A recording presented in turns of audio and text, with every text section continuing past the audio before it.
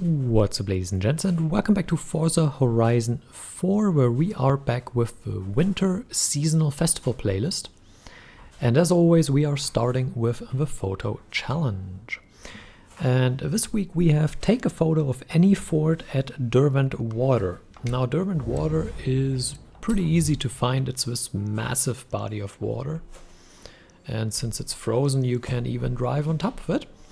And a fort is obviously a car. I think you know that if you play this game. And it's pretty easy. You just go into the car list and you pick a fort, whichever you like. And you have a fast travel or travel to the Derwent Water Lake, and then you take a picture. For maximum effect, just drive onto the lake and make sure, since it's winter, that you drive a car like this that is absolutely undrivable. Pro tip. Anyway, let's take a photo. And there we go, photo challenge completed. Let's continue with our little challenge series. So next up we have a weekly Forzathon challenge. With Chapter 1, Go Beyond, Own and Drive, a slice of British history, the stalwart 1972 Land Rover Series 3. This much is actually pretty simple. You can go to Land Rover, somewhere.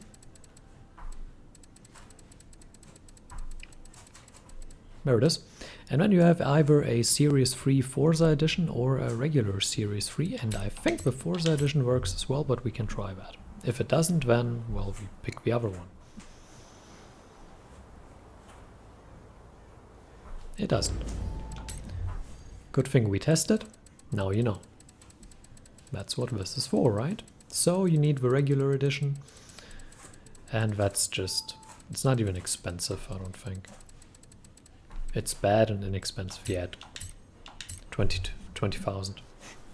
That's not particularly expensive. You can afford that. So we have completed it. And the next thing we need to do is take the scenic route and earn 20 wreckage skills with your Land Rover Series 3. Well, for this, the easiest way is to drive through the side of the road. That gives you pretty simple wreckage skills, and with a 100 rated car, that is also probably the easiest thing to do. Then you want to stop the wreckage skill and continue the wreckage skill, or else it just keeps the ultimate wreckage and then you get nothing. And now we start another series of wreckage skills. End the wreckage skill. Drive back into it.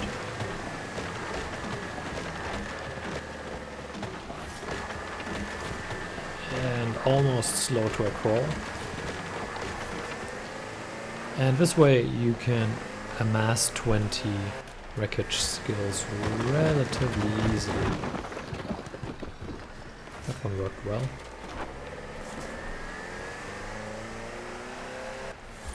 The solid ones are obviously pretty hard to drive through with a car this slow. You might want to tune it for that. But these are pretty easy to stack wreckage skills on. So that's just what we're going to do. Luckily we can do this basically in the same space where we completed the photo challenge, so we can complete everything right around here around Derwent Water. And this was the completion of Chapter 2, and we will see each other with Chapter 3.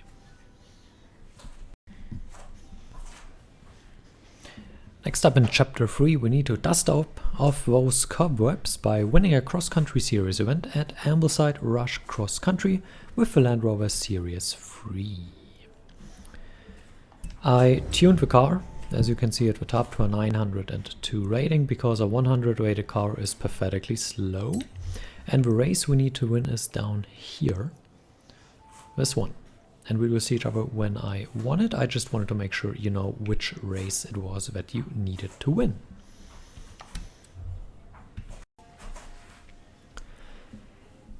And the last challenge is the easiest and most annoying one. Drive your car for a total of 15 miles. So just drive around with it or drive races, do whatever floats your boat, really. Just drive it around. I very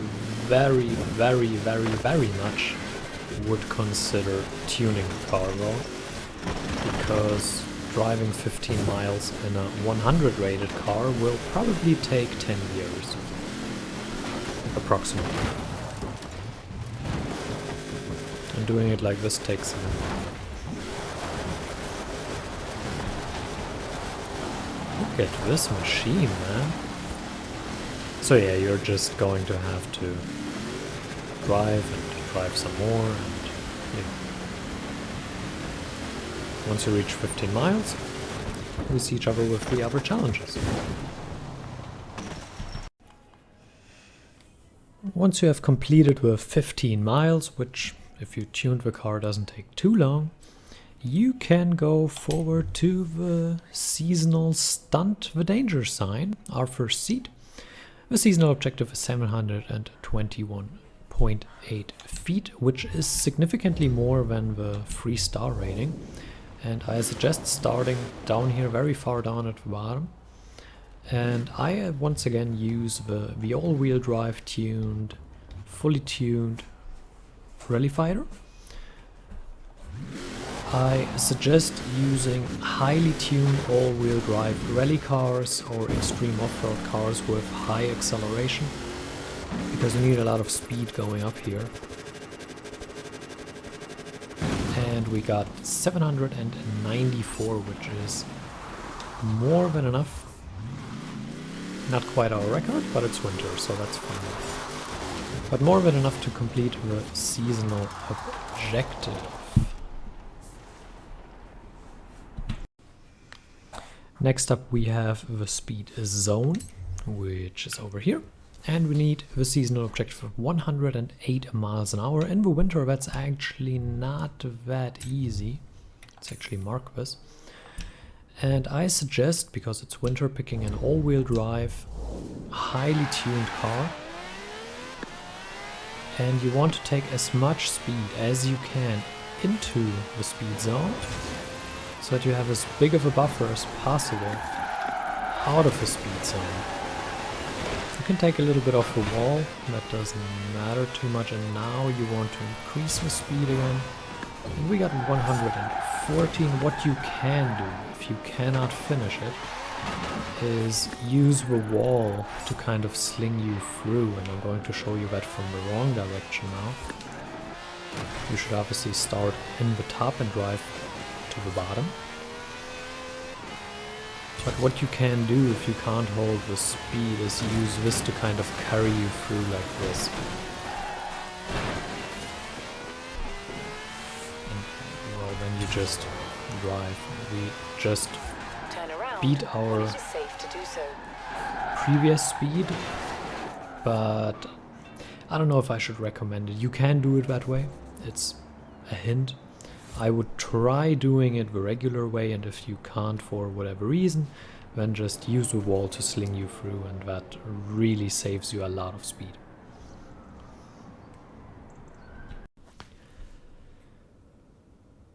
And last we have the speed trap, which is right here.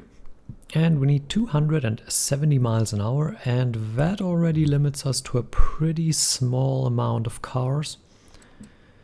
I will use the 599XX Evo, because it's just one of the fastest cars in the game, if not the fastest, and a 999 rated tune usually gives you the required speed. There are speed settings. If you Google for them, you will find them rather quickly, which take you up to above 300 miles an hour, but that's not something we need right now. We need to crack 270 miles. And there's a very limited amount. The Bugatti Chiron and several other Bugattis. I don't actually have a Chiron. Then the EB110 can actually reach it if you tune it properly, but you are probably going to need a tuned car.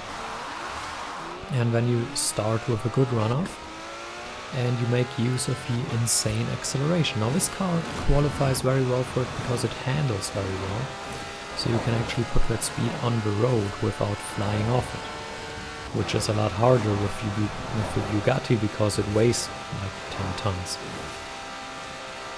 And then you drive through at 276 miles an hour and you complete it. That is a very standard tune for the 999 rating. It has no personal adjusted gearbox or anything, so you can do that the easiest way. And that is it for today. The rest is the regular races that you must do, so I hope you enjoyed it. Hope you can do this as well, and until next time, farewell.